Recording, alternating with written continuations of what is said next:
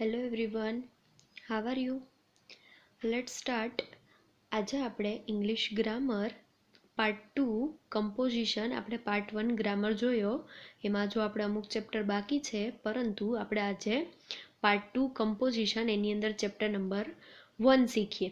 તો બધા page number 42 તૈયાર છો બધા મારી સાથે?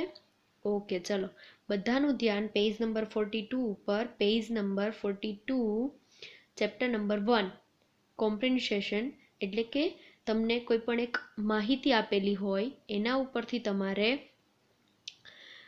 પ્રશ્નના જવાબ આપવાના અથવા તો MCQના જવાબ આપવાના, બરાબર? તો એ માહિતી તમને છે એ પોયમના આધારે હોય, કોઈ ચાર્ટના આધારે હોય, કોઈ પણ રીતે તમને માહિતી આપેલી હોય એના ઉપરથી તમારે આન્સર આપવાના. તો ચલો આપણે આજે શરૂઆત કરીએ. એમાં ફર્સ્ટ છે કવિતાના આધારે પ્રશ્નોના ઉત્તર લખો. પોયમ આપેલી છે, પોયમ ઉપરથી આપણે એના આન્સર બનાવવાના છે. ક્લિયર બધાને? ચલો તો ધ્યાન બધાનું એમાં. Page number 42.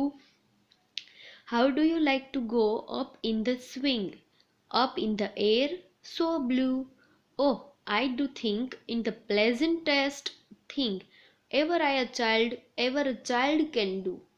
બરાબર? તો હવે અહીંયા તમને એક આકાશની વાત કરવામાં આવી છે. Up in the air so blue એટલે કે ઉપરનું જે આકાશ છે એ એકદમ સરસ મજાનું બ્લુ કલરનું છે. How do you like to go up in a swing કે શું આપણે સ્વિંગ એટલે કે આપણે જે હિંચકા ખાતા હોય એની જેમ આપણે શું ઉપર જઈ શકીએ? તો શું થાય, વિચારે છે. અને આ ખૂબ જ આનંદદાયક વસ્તુ છે. આ કોણ વિચારે છે? નાનું બાળક વિચારે છે. Up in the air and over the wall કે હવાની અંદર અને દિવાલની ઉપર જઈને. Till I can see so wide કે હું એ જોઈ શકું કે કેટલું વિશાળ છે. Rivers and trees and cattles and all over the countryside કે આખી જે કન્ટ્રી છે, આખા દેશની બધી બાજુમાં નદી આવેલી છે, ઝાડવા આવેલા છે, કેટલ એટલે કે ઢોર છે, પશુ પક્ષી આવેલા છે. And all the over the countryside અને આખા કન્ટ્રીની અંદર ફેલાયેલું છે. Till I look down on the garden green અને છતાં હું જોઉં છું કે શું છે, તો કે બગીચો કેવો છે? એકદમ સરસ મજાનો ગ્રીન કલરનો. Down on the roof so brown અને જે રૂફ એટલે કે જે છાપરું છે એ કેવું છે? બ્રાઉન, કથ્થઈ કલરનું. Up in the air I go flying again, up in the air and down કે હવામાં ઉપર ઉડવું છે અને હવામાં નીચે જવું છે. એટલે કે આ એક નાની એવી પોયમ છે. હવે એના ક્વેશ્ચન આન્સર જોઈએ. First question, up in the air so blue means એટલે કે આકાશમાં ઉપર બ્લુ કલરનો, આપણે અહીંયા હવામાં બ્લુ કલર એવું છે, એનો મિનિંગ શું થાય? તો એનો મિનિંગ થશે ધ સ્કાય. બરોબર? ક્લિયર બધાને? આ સાથે સાથે તમારે લખતું જવાનું છે. Second one, the child sees ખાલી જગ્યા ઓવર ધ કન્ટ્રી સાઈડ. આપણે જોયું કે બાળક છે એ શું જુએ છે? તો જોવું જોઈએ શું જુએ છે બાળક? નદી, ઝાડવા અને કેટલ. તો એનો આન્સર આવશે rivers, trees and cattle. Third one, when the child looks down he sees કે બાળક છે જ્યારે નીચે જુએ છે, આકાશમાંથી નીચે જુએ છે, તો એને શું દેખાય છે? તો એને શું દેખાય છે? ગાર્ડન એન્ડ રૂફ એટલે કે બગીચાઓ અને રૂફ દેખાય છે. Fourth one, the child is sitting on a બાળક છે એ ક્યાં બેઠો છે? તો જો તમને સ્ટાર્ટિંગમાં જ આપેલું છે કે બાળક છે એ ક્યાં છે?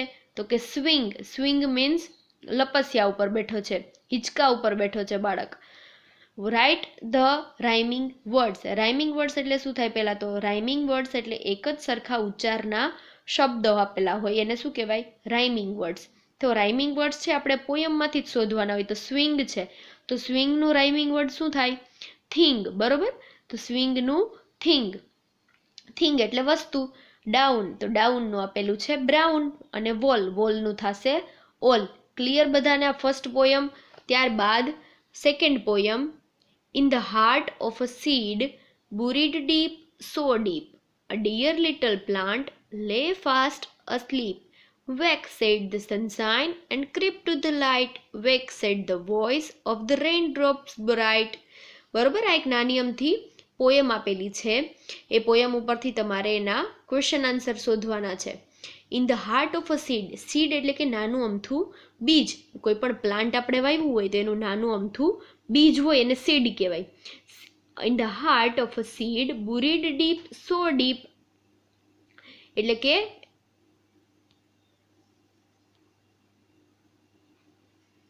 In the heart of a seed buried deep એટલે કે હૃદયની અંદર ઊંડું છે એ ડીપ નાના અમથા પ્લાન્ટની અંદર ખૂબ જ ઊંડે સુધીનું બીજ છે અંદર છુપાયેલું હોય છે લે ફાસ્ટ અસ્લીપ અને ઝડપથી સૂઈ જાય છે. તો ત્યારે એને જગાડવા માટે કોણ આવે છે? સનશાઇન એટલે કે સૂર્યનો પ્રકાશ.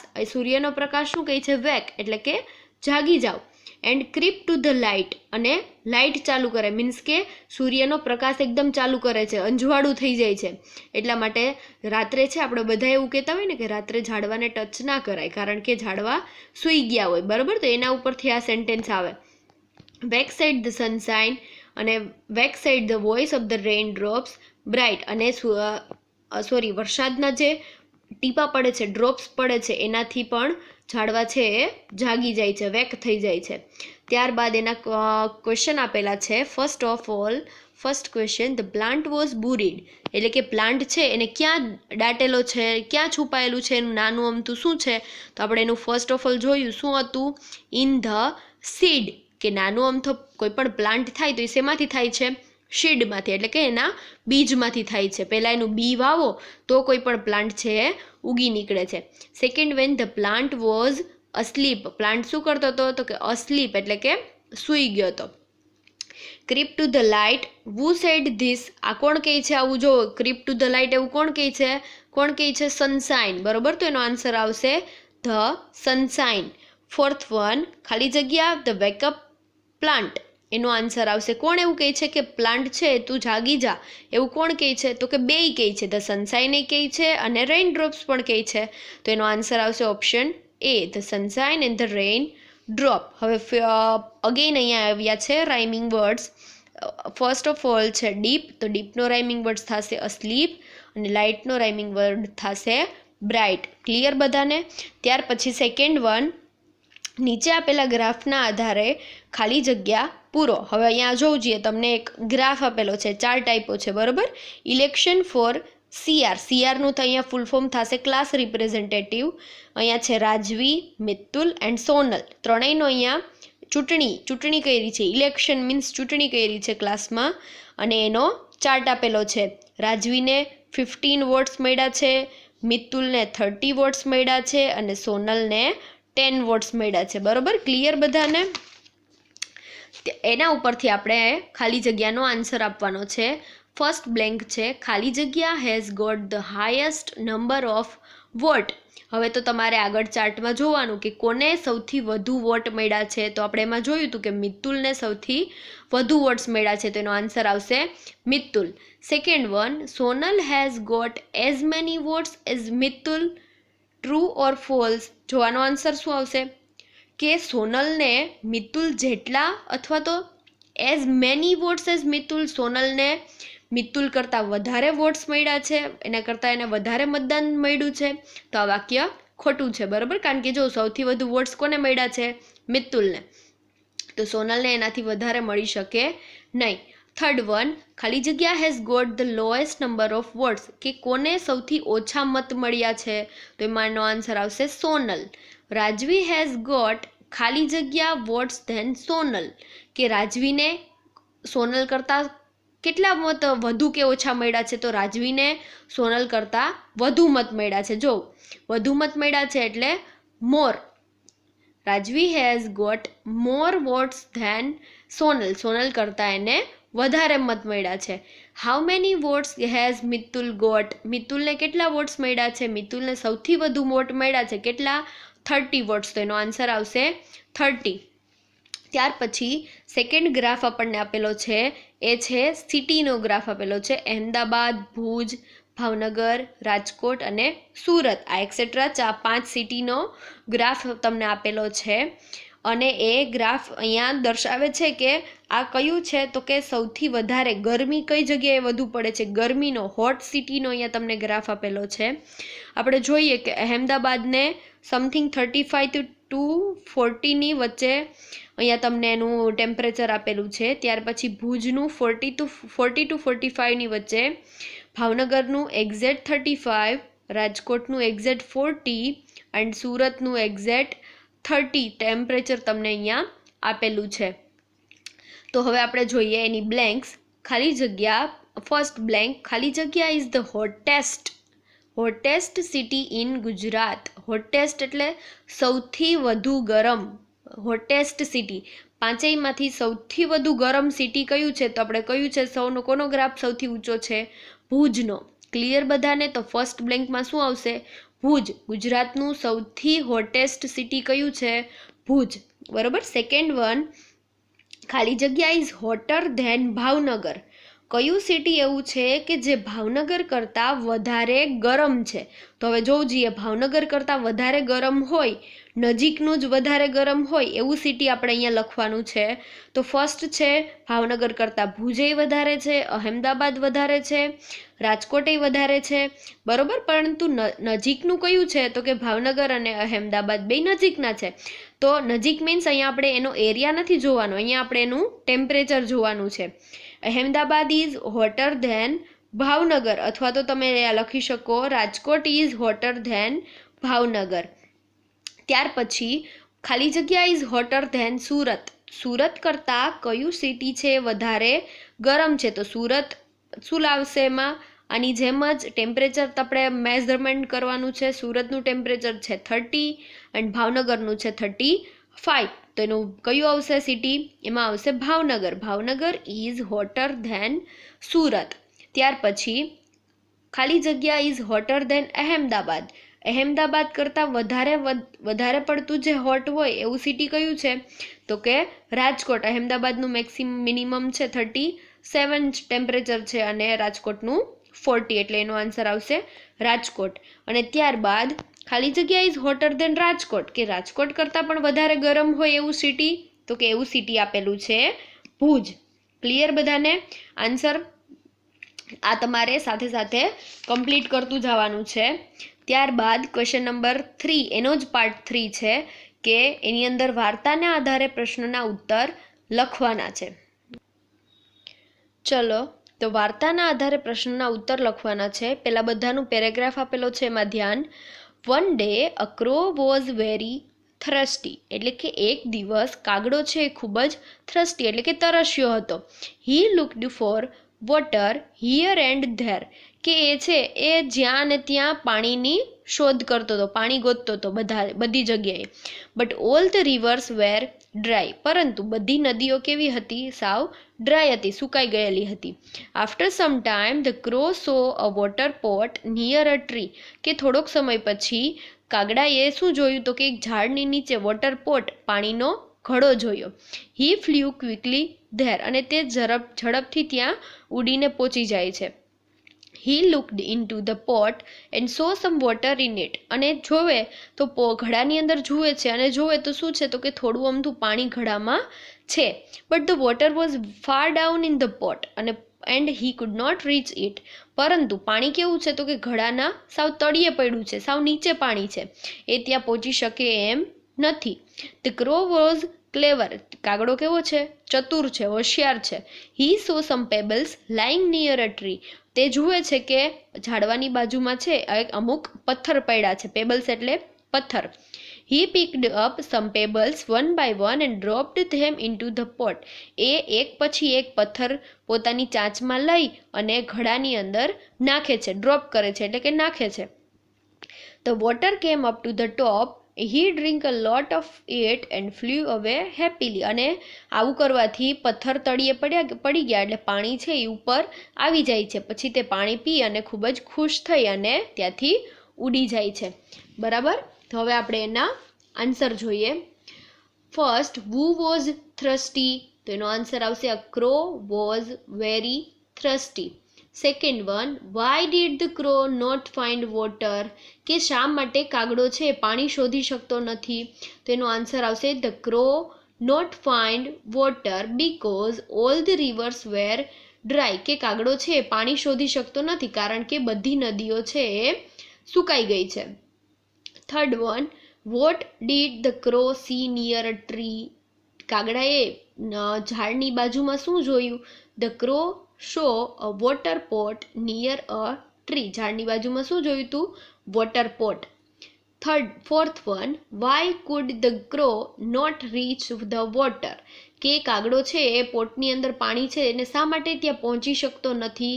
એનો આન્સર આવશે, પહેલા તમારે આખું લખવાનું છે, જો જગ્યા ન હોય તો ડાયરેક્ટ લખી શકો. The crow not reach the water because he looked into the pot and saw some water in it. The water was far down in the pot. કે કાગડો છે એ પહોંચી શકતો નથી કારણ કે ત્યાં જઈને જુએ તો પાણી છે એ તળિયે પડ્યું હોય છે, એટલે કે સાવ ઊંડું હોય છે. What did the crow do with the pebbles? કાગડો છે એ પથ્થર સાથે શું કરે છે? તો એનો આન્સર આવશે, he picked up some pebbles one by one and dropped them into the pot. The water came up to the top. કાગડો છે પથ્થરને લઈ અને એક પછી એક પથ્થર પોટની અંદર નાખે છે અને પાણી છે એ ઉપર આવી જાય છે. ક્લિયર બધાને આ સ્ટોરી? તો આનો આન્સર બધા લખી નાખજો. ત્યાર પછી second paragraph, a Dhobi head a donkey, કે ધોબી પાસે એક ડોંકી હતો, ગધેડો હતો. ટુ ફીડ હિઝ ડોંકી, કે એ ગધેડાને ખવડાવવું. The dhobi drove him into the rice field near by, કે ધોબી છે એ ગધેડાને ખવડાવવા માટે એક નજીકનું ખેતર હોય રાઈસનું, એટલે કે જે ચોખાનું ખેતર હોય ત્યાં નજીક જ લઈ જાય છે. When the farmer so the donkey they ડ્રોવ him out of their fields, કે જ્યારે બાજુના ખેતરમાં પહોંચે છે ત્યારે તેના ખેડૂત છે એને જોઈ જાય છે ડોંકીને, તો એને ત્યાંથી ભગાડી મૂકે છે, ત્યાંથી કાઢી મૂકે છે. The poor donkey had no food to eat, કે આ બિચારા ડોંકી પાસે કાંઈ પણ જમવા માટે હોતું નથી. One day the dhobi put a tiger skin on the donkey, કે એક દિવસ ધોબીએ શું કર્યું તો કે ટાઈગરની જે ચામડી હોય એ ગધેડા ઉપર પહેરાવી દે છે. And drove him into the field, અને જે ખેતર હોય બાજુનું ચોખાનું ખેતર હતું એમાં મોકલી દે છે. The farmers thought that it was a real tiger, અને ફાર્મરને શું થાય છે કે આ એક સાચો ટાઈગર છે. So then they ran away from their field, અને તે પોતાના ખેતરમાંથી ટાઈગરની બીકે ત્યાંથી જતો રહે છે. The donkey enjoyed eating the field the hall day, અને આખો દિવસ છે ગધેડાએ ખેતરની અંદર ખૂબ જ મજા કરે છે, એટલે કે આખો દિવસ એ જે ચોખાનું ખેતર હોય એમાં ખાય છે. While coming back from the field he was so happy that he began to bray loudly. Hee haw, કે એણે સરસ મજાનું એને ખાવાનું મળી ગયું એટલા માટે એ ખૂબ જ ખુશ હોય છે અને એ પોતાનો અવાજ કાઢવાનું ચાલુ કરે છે. હી હો એટલે કે ખૂબ જ મોટેથી અવાજ કરે છે. When the farmers hard this they become angry, કે ફાર્મર છે આ અવાજ સાંભળી જાય છે અને તે ખૂબ જ ગુસ્સે થાય છે. They caught the donkey with the tiger skin and bit him with the stick, અને ટાઈગરની સ્કીન સાથે આ ખેડૂત છે એ ડોંકીને પકડી લે છે અને પછી એને સ્ટીક એટલે કે લાકડી વડે ખૂબ જ મારે છે. હવે એના question answer. First question, what did the dhobi do to feed the donkey? ડોંકીને ખાવા માટે ધોબી છે એ ક્યાં લઈ જાય છે, શું આપે છે? તો એનો આન્સર આવશે, the dhobi drove him into the rice fields near by. Second one, what did the farmers do? એનો આન્સર આવશે, the farmers drove the donkey out of their fields. Third one, what did the dhobi do then? કે ત્યાર પછી ધોબી શું કરે છે? તો એનો આન્સર આવશે, the dhobi put a tiger skin on the donkey and drove him into the field, કે ધોબી છે એ ગધેડાને ટાઈગરની સ્કીન પહેરાવી અને એને ખેતર ઉપર મોકલી દે છે. Fourth one, why did the farmers run અવે? ધ ફાર્મર્સ રન અવે because they thought that it was a real tiger, કે ફાર્મર છે ત્યાંથી ભાગી જાય છે કારણ કે તેને એવું લાગે છે કે આ એક રિયલ ટાઈગર છે. Fifth one, which word so the sounds of donkey? કે ગધેડાનો અવાજ કેવો છે આપણે શબ્દમાં લખવાનો છે, તો એનો અવાજ છે હી હો. ત્યાર પછી ફોર્થ વન, પરિચ્છેદ વાંચીને પ્રશ્નના ઉત્તર લખો. પેરેગ્રાફ વાંચી અને આપણે એના ક્વેશ્ચન આન્સર લખવાના છે. First one, we are all young citizens of India. આપણે બધા ભારતના યુવાન નાગરિકો છીએ. We are the future of our country, અને આપણે આપણા દેશનું ભવિષ્ય છીએ. We in India can vote from the age of 18, કે ભારત દેશની અંદર આપણે વોટ ક્યારથી મતદાન કરી શકીએ છીએ? 18 વર્ષની ઉંમરથી. We must learn to become good citizen, અને આપણે સારા નાગરિક બનવાનું શીખવું જોઈએ. The duty of young citizen is to love and care and respect their family members, friends and teachers. કે યુવાન ભારતના નાગરિકોની ડ્યુટી શું છે, ફરજ શું છે?